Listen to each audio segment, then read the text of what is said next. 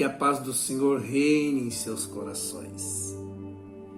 Hoje eu quero meditar com os irmãos em Filipenses capítulo 4, versos de 11 a 13. Meu tema hoje é o contentamento.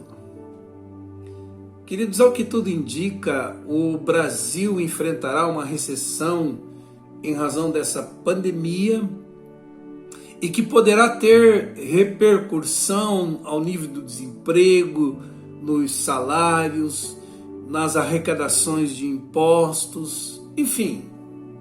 Deus queira que não seja tão grave, mas todos os prognósticos dão conta de que vamos ter que aprender, a viver com menos. Eu creio que uma das coisas que mais tem abatido as pessoas é pensar na possibilidade de viver com menos, ter que ajustar o padrão, renunciar os supérfluos, especialmente aqueles que simbolizam status, e contentar-nos com as coisas essenciais. Queridos, esse é um tempo de aprendizado, porque também é um tempo de instabilidades e vamos ter que aprender a nos adaptar a essa nova situação. Paulo diz que aprendeu a viver em situações díspares. Ele fala de um segredo que foi por ele descoberto para viver assim em situações extremas.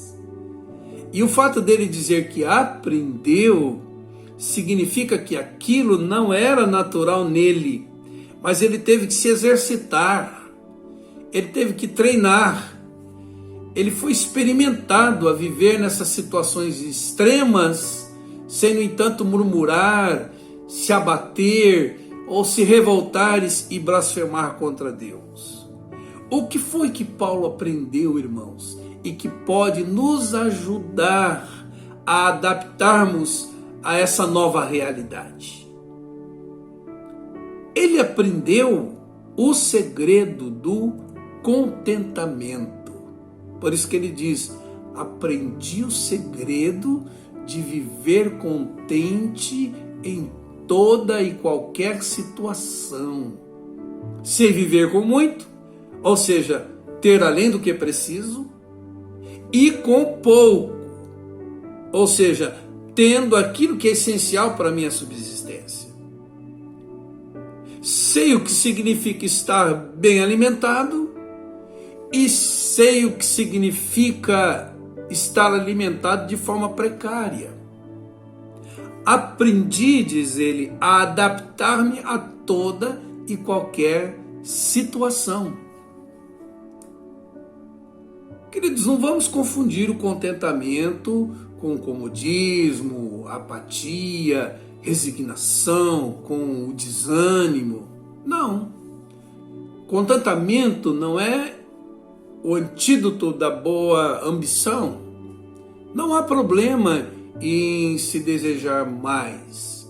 O problema, irmãos, é desejar mais de forma obstinada, a qualquer preço, ou desejar mais só para nós, ou como se o mais fosse um fim em si mesmo. Já que a caminhada da fé é diligente, é animada, é bem motivada, é responsável. Mas por que, como Paulo, nós precisamos aprender o segredo do contentamento? Eu creio, irmãos, que porque o contentamento não está na nossa gênese.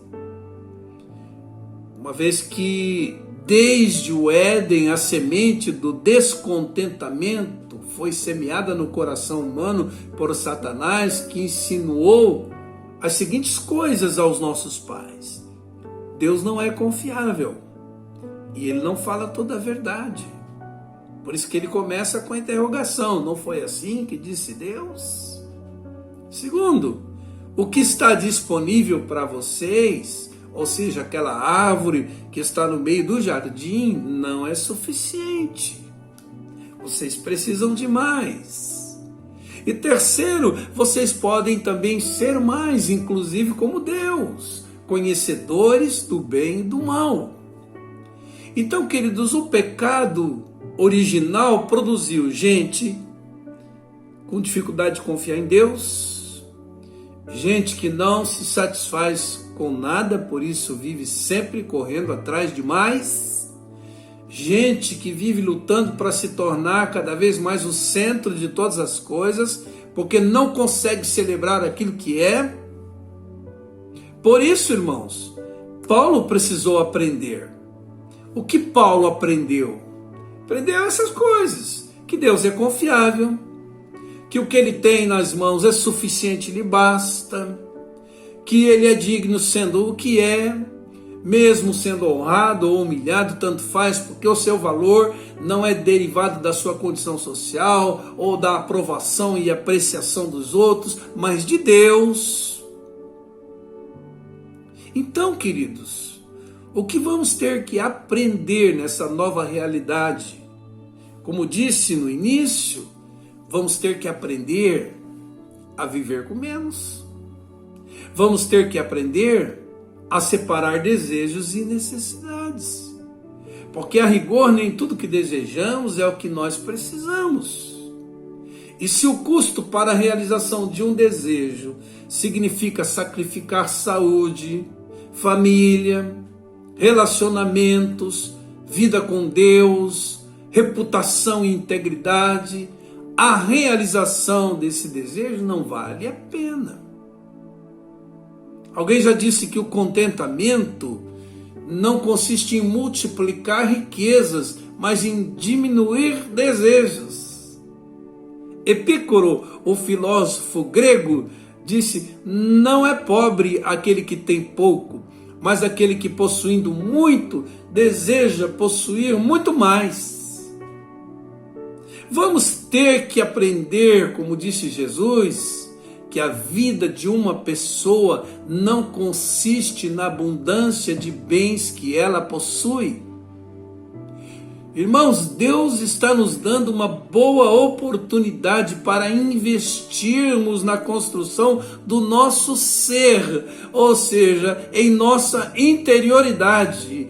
Isso tudo pode não terminar em riquezas, em mais acúmulos de bens, em mais estabilidade financeira, mas pode terminar em mais qualidade de vida, em mais unidade familiar, em mais crescimento espiritual, em valores bem hierarquizados, em autoconhecimento, em mais comunhão com Deus, em mais solidariedade, mais frutuosidade, mais vida abundante. Vejam, irmãos, mais sensibilidade social, mais crescimento em fé. Pode terminar bem isso, irmãos. E Paulo aprendeu que a graça de Deus sobre ele dava a ele poder para o enfrentamento desses momentos alternadores. Por isso ele afirma: eu posso enfrentar esses momentos extremos em minha vida, de abundância, escassez, de fartura e necessidade, de viver com muito ou viver com pouco, porque Jesus me concede força para enfrentar qualquer situação. Eu tudo posso naquele que me fortalece. Os irmãos percebem? As situações variavam, mas o contentamento de Paulo permanecia estável. Ou seja, Paulo era um homem liberto em suas emoções, porque Jesus era a sua suficiência. E mais, Jesus o concedia poder para não se deixar abalar pelas circunstâncias desfavoráveis, nem surtar nos momentos de abundância, mas permanecer estável na sua experiência com Deus. Amém, queridos? Seja assim, então, com todos nós, em nome do Senhor Jesus Cristo. Que Deus nos prepare para vivermos essa nova realidade com contentamento no nosso coração, em nome de Jesus. Vamos orar, queridos.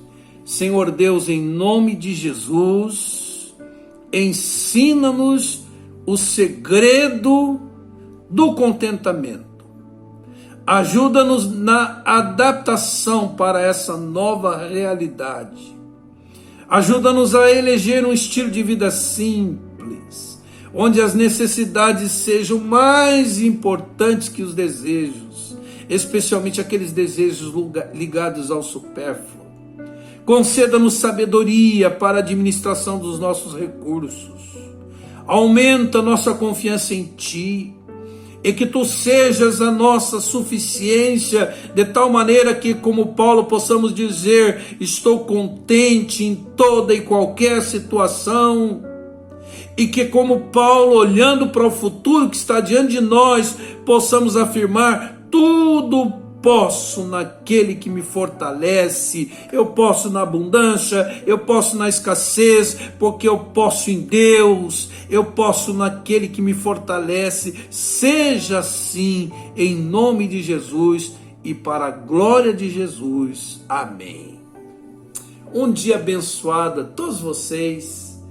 Que Deus guarde e proteja vocês, sua família, em nome de Jesus, e até amanhã, se Deus assim nos permitir.